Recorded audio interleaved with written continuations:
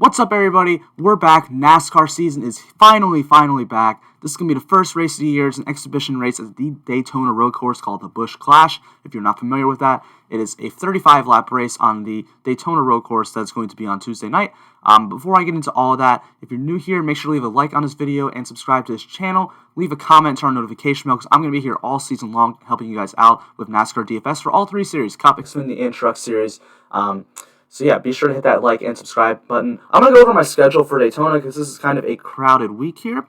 So today I'm doing the Busch Clash video, obviously. Tomorrow I'm going to make a video based on plate racing strategy, because if you're new to NASCAR or if you're not new to NASCAR at all, plate racing tracks, which is what Daytona is, not today's race, not the Daytona Road Course, just a normal Daytona Oval, is completely different in all over DFS, so NASCAR DFS. So I'm gonna break down that and discuss on my strategies for doing Daytona 500 and the Xfinity and truck races at Daytona as well. On Thursday morning, I'll be making a video about the Gatorade Duels. Those are the qualifying races for the Daytona 500. That they'll have some DFS contests for that as well. On Friday morning, I'm going to be making my Daytona 500 video because we will know the starting lineup then. So Friday morning will be my Daytona 500 video. Friday at 5 o'clock p.m., I'm going to be doing a live stream about the NASCAR Truck Series race at Daytona. So the Truck Series race at Daytona starts at 7:30 or 8 o'clock on Friday night. But Truck Series qualifying is from 3 to 4:30 or something like that. 4 to 4:30, 3 to 4:30, something like that. That's when the Truck Series qualifying is. So I'm not going to know a starting lineup, so I'm not really just going to make a normal video. I'm just going to do a live stream at 5 o'clock discussing it, and you guys will be able to watch that back if you don't catch it live. So you'll be able to do that. On Saturday, it's the same thing at the Xfinity Series. The race starts at 6:30, but the qualifying is from 10:30 to 11. So I'm going to be doing a live stream at 12 p.m. About the Xfinity Series race at Daytona. Again, same thing, I just don't want to really make a whole video, just might as well make a live stream, and then you can watch it back over as well. So be sure to tune in for that. And in Daytona, on Sunday for the Daytona 500, I will also be doing a live stream at 12 o'clock p.m. Just going to be basically like a live before lock, last minute questions, and you guys want to answer, see if there's anything that's changed since my last video. So be sure to stick around for that. Be sure to be ready for all that stuff to come out. This is a big week. If you want to get more of my content, you can always subscribe to my Patreon. It's only $10 a month, and you are going to be getting all of this for all three series for $10 a month. NASCAR or Cup Series, Xfinity Series, and Truck Series. You're going to be getting this spreadsheet if you want, but there's another spreadsheet with all this information plus more information as well. Plus projections for every single race, and you'll be able to find out who's better value. You're going to learn on how many points every single player needs to get to hit value. And you're also going to get past optimal lines for every single race, and you're going to get what to look for in optimal lines for this week, because that's very important with every single race, in my opinion, trying to figure out what past optimal lineups have done and trying to get that. Then you're also going to get basically my articles every week are now going to be driver by driver, where we go through and discuss if each driver can hit their value, what if it's really likely that they do hit their value, or if we just really don't see it and they're not a good play. Then you're also going to get rankings and a cash score for every single week. So that's what you're going to get on the Patreon. That's for all three series combined, so be sure to check that out. Now I got all that out of the way, let's get into what we really want, which is the plays for today. And this is we're going to start with Chase Elliott, who's the favorite in this race. He has the best odds. Chase Elliott, he is, kind of been the dominant force at the road courses so far. The last year, he's won the last 4 road courses. That's going to be the narrative coming into this race. But I'm a little wary on Chase Elliott. He's going to be the chalk here. And I guess we'll go through and explain why. He has the best average finish at Daytona Road Course. He only raced there once. He won the Daytona Road Course last year. Second best average finish at road courses. The best at Daytona, the best at road courses, or the second best at road courses. He has the most laps led at Daytona Road Course, the most laps led at road courses, most fast laps at Daytona Road Course, the most fast laps at road courses. When you go look at driver ratings, he's got the best driver rating at Daytona Road Course and the best at normal road courses. When you go look at the Hendrick team, they have the best average finish at the Daytona Road Course and the second best average finish at road courses overall. So yeah, he's great here. These tracks are great. But here's why I'm a little bit wary on Chase Elliott. At the Daytona Road Course last season, he started 7th, 8th, something like that. He started far, around where he was right now, or he started outside top 10. That's what it was. And he took him to the end of stage. He wasn't even in first place by the end of stage 1. He was in 4th or something like that. And this race is 35 laps long. It's a short race. He did eventually get up front, which in the 35 lap race period, or in 35 laps period. But Chase Elliott is not someone who I think is going to rocket to the front. Like, this is a big track. It's harder to pass here than other tracks, and it's not like the 6 guys in front of him suck. Like, the 6 guys starting in front of him are Ryan Blaney, Denny Hamlin, Brad Keselowski, Alex Bowman, William Byron, Tyler Reddick. Like, those are not easy cars to pass. Like, those are good drivers, good cars. So I don't think it's like a lock that Chase Elliott gets up there and gets the dominator points. He's going to be the chalkiest play on the slate. Well, I don't know about that. He's going to be one of the chalkiest expensive play on the slate for sure. So I think if you're only playing a few lineups, I don't think this is a lock here. Like, I just don't. And if he does, bites me in the ass, maybe he's just really that good. And I also think that this race, there's going to be a lot of drivers who aren't really going as hard as they would because it's like a practice race. I mean, they're racing at this track for real points in 2 weeks. So I'm not 100% sure that all these guys are really going to be going as hard. They may just be practicing for that race. So we'll see what happens. But those are my thoughts on Chase Elliott. But now on the other side, the next expensive guy is Martin Trix Jr., and I think he's like a lock today. He's probably out of the 2 10K guys, I prefer Truex because he starts 18th here, which is very far back, and he has been very good at these tracks.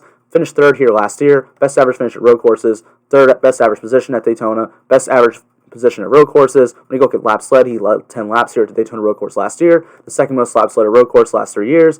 When it comes to fast laps, he's done that well as well. Driver rating has the second highest driver rating at Daytona Road Course, the second highest driver rating at road courses overall. He has the 3rd best, or Joe Gibbs Racing has the 3rd best average finish at the Daytona Road Course and the best average finish at road courses over the last 3 years. So Truex looks good. This is a guy I want to play. Just starting 18th looks like a great play. Denny Hamlin is starting 3rd. He's $9,600. He has 3rd best odds to win this race. This is going to be another guy that I really like. This is going to be a guy I'd like to be a dominator. He's one of the 2 guys I think who could probably lead a ton of laps early. Denny Hamlin starts 3rd. He has the 2nd best average finish at the Daytona Road Course, the 6th best average finish at at road courses overall. He has the 2nd best average position at the Daytona Road Course, 7th best average finish at road courses overall. When you go look at laps led, he's led 26 laps at road courses, 16 at the Daytona Road Course last year, 23 fast laps at road courses as well. Really good driver rating. So Denny Hamlin looks really good here. I think he could lead a lot of laps. Coming off a strong year, probably going to try to rebound and win that championship that he did not get last year. I think it's going to be a really good play.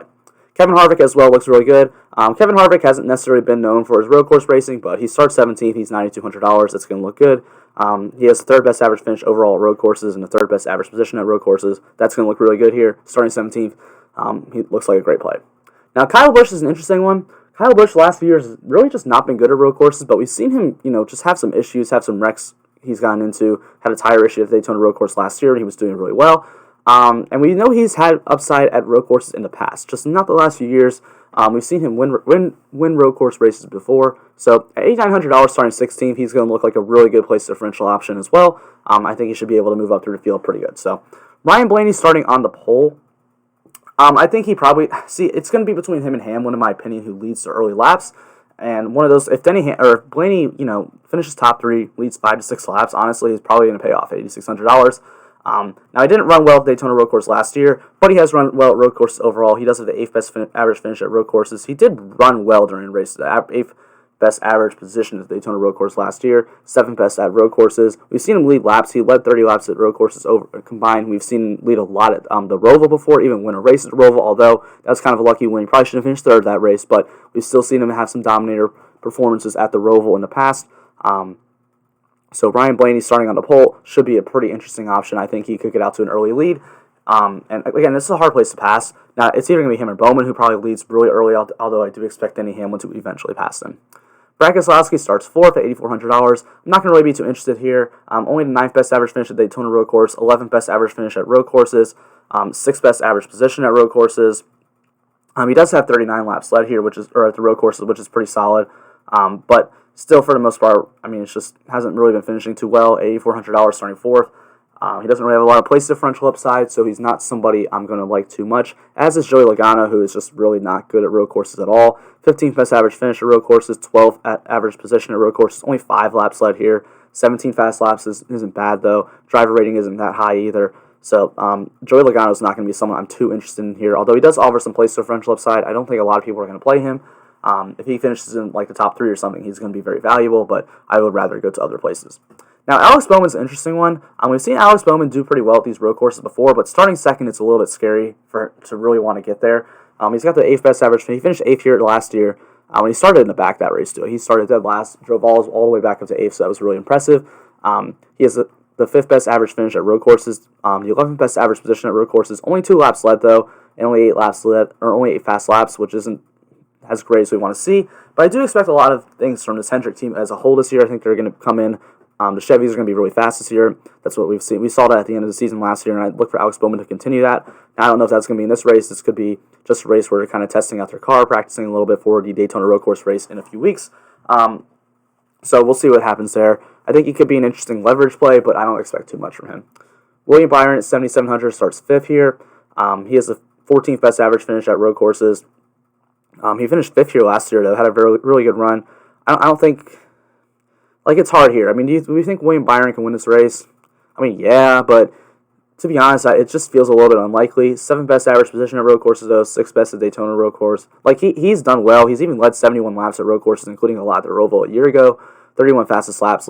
He's been good at road courses. It's just, he starts 5th. You're paying $7,700 for him. I think he's a very high leverage play here. Could be an interesting option. I'm probably going to play 2 lineups tonight, and I think I'm going to play William Byron in 1, honestly, just because I always play him because he's one of my favorite drivers, but which is not a great DFS strategy. Don't just do that. But I think he does have upside here. I don't think anybody's going to play him tonight, so I think he's interesting, but I wouldn't lock him in or anything. Kurt Busch is $7,400, starting 15th. I like Kurt Busch a lot here. He's one of my favorite plays for sure.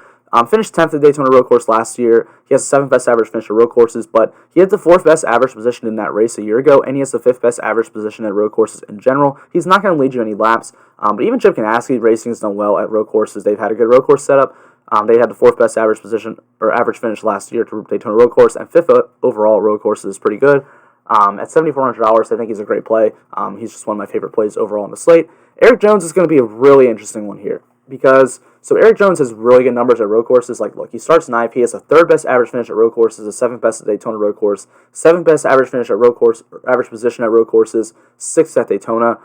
He's even led laps at road courses with 33 laps led, but he's in a different car this year. He was in the number 20 for Joe Gibbs Racing, who has the best average finish at road courses in the entire field a year ago, and now he's going to Richard Petty Motorsports, who ranks 7th. Now, Richard Petty Motorsports did have Bubba Wallace, who's not good at road courses at all, driving under them, so I don't think he's going to be that bad, but, I mean, you have to, that car is not good. It's nothing compared to the 20.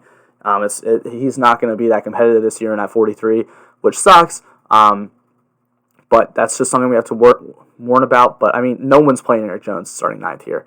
He's going to be really low owned, and he's trying to impress this year, so he's probably going to push it, try to get the most out of that car as possible, so Eric Jones could actually end up being a very, very interesting play. He's someone I'm definitely going to be interested in for leverage here. Matthew Benedetto is $6,900. He starts 12th here. Now, this one's going to be interesting as well. He has 16th best average finish at road courses, finished 11th here last year, 14th best average position at road courses, finished 9th here. I mean, he just has some upside because he's in better equipment than we've seen for most of his career. We've seen him drive pretty decently at road courses in the good equipment.